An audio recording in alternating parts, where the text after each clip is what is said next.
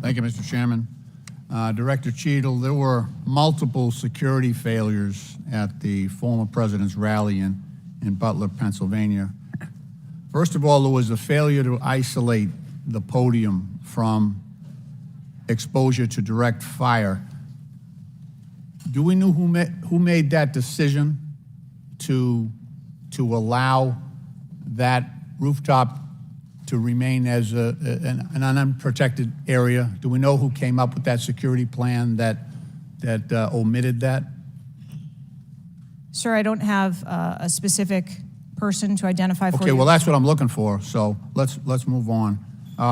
There's also a breakdown in security and failure to confront the shooter over an hour before the former president began his remarks, when the shooter was identified as a person of interest.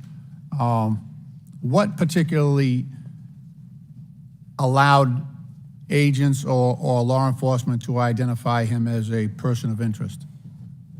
So I appreciate the question, and again, I will say that we are 9 days out, and there are a multitude of interviews that are still taking place. Okay, so did he have a rangefinder? There were some reports that the individual had a rangefinder. That would certainly raise my suspicion. Did he have a rangefinder? Yes, he did, but may I explain that at a number of our sites, especially when you're at outdoor venues, a rangefinder is not a prohibited item. It is sometimes an item that is brought in by individuals if you're going to be in the back. Did anybody confront him on that? Anybody ask him questions? What are you doing with the rangefinder? Anybody confront him on his presence where he was in proximity to the president? So again, to my knowledge, I believe that was the process that was taking place, was to locate the individual. Did they confront him? Did they go up to him? Did they talk to him? I do not have those details at this time. Those are important details. There was also a failure to communicate between law enforcement to act quickly upon information provided by either local law enforcement or rally attendees that the suspect was positioned on the roof. There were minutes of delay before any meaningful action was taken, even though he was several hundred feet from the podium, and this was obviously minutes before the shooting.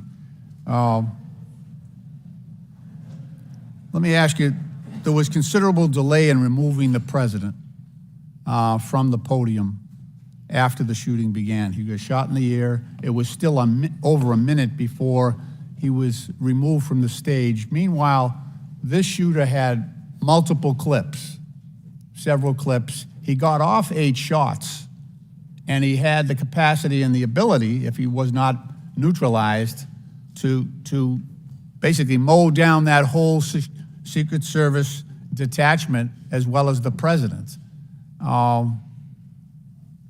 What, from your own investigation, caused that delay under the circumstances?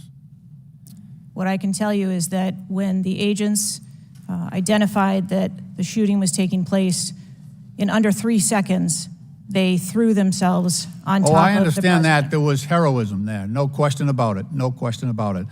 But protocol would indicate, and these are the opinions of various former Secret Service agents, people who have done this work in the past, that over a minute of exposure on that podium with a shooter with a high-capacity weapon who had already wounded the president and could have got off, we don't know how many more rounds, and yet the president remained exposed, even though he was joined in that exposure by the Secret Service in their heroic acts. It just, I don't know if there's a good explanation for that.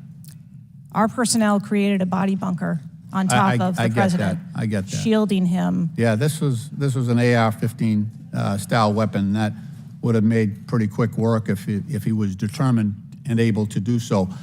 This is not the first investigation that we've had of the Secret Service during my time here on this committee, and the last one we had, our previous investigation determined that the Secret Service was experiencing a staffing crisis that poses perhaps the greatest threat to the agency, and that's a quote.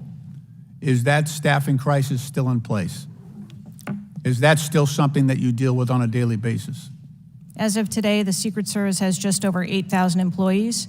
We continue to hire, knowing that we need to ensure that we keep pace with What would be the full complement of And gentlemen, time's expired, but please answer the question. you know, I'm sorry. what would be the full complement that you're looking for? You've got 8,000, and how many would be a full complement for the service? So With all- we are still striving towards a number of 9,500 employees approximately in order to be able to meet future and emerging needs. Okay, thank you, Mr. Chairman, for your courtesy. I yield back. Chair recognizes Dr.